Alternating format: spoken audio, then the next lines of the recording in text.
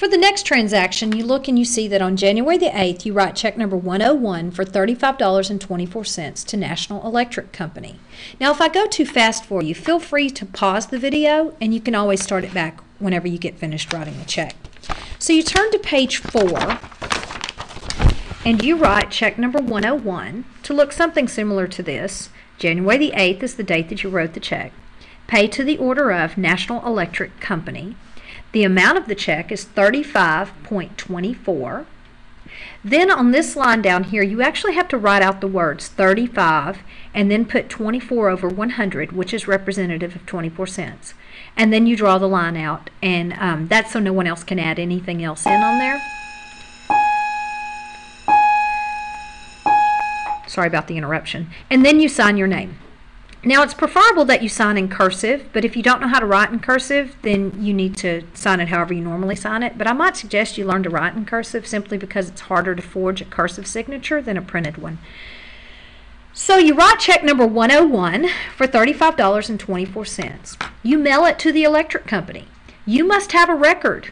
So you put it into your check register, and in the number column here on row 4, you put check number 101. Then the date that you wrote the check, which was January the 8th.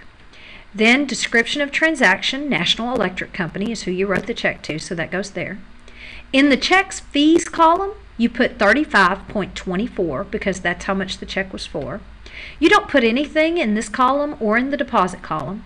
And as soon as you hit enter or you key away, your new balance is $681.96. Now you continue through writing the checks.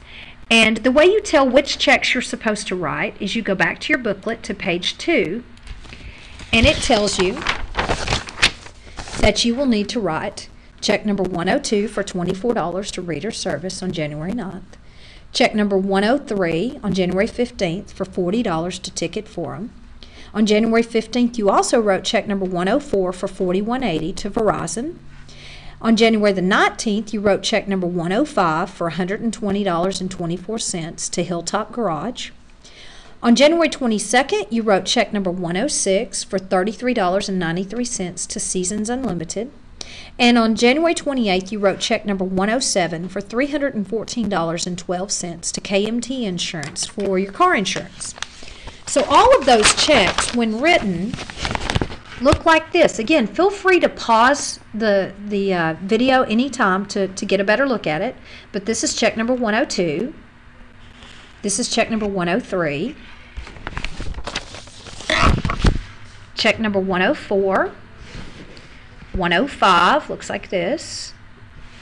106 to Seasons Unlimited looks like this. And then 107 to KMT Insurance looks like this. And then all of these checks, after you finish writing each one, you've got to put it into your check register. So then you go to your check register.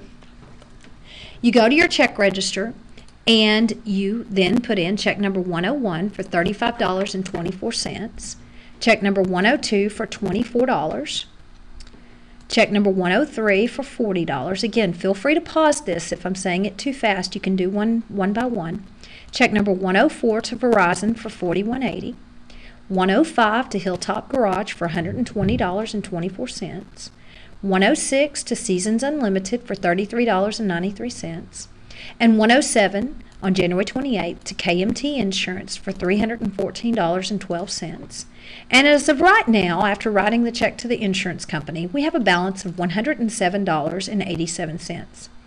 I'm going to pause this here, and we'll do the deposit together next.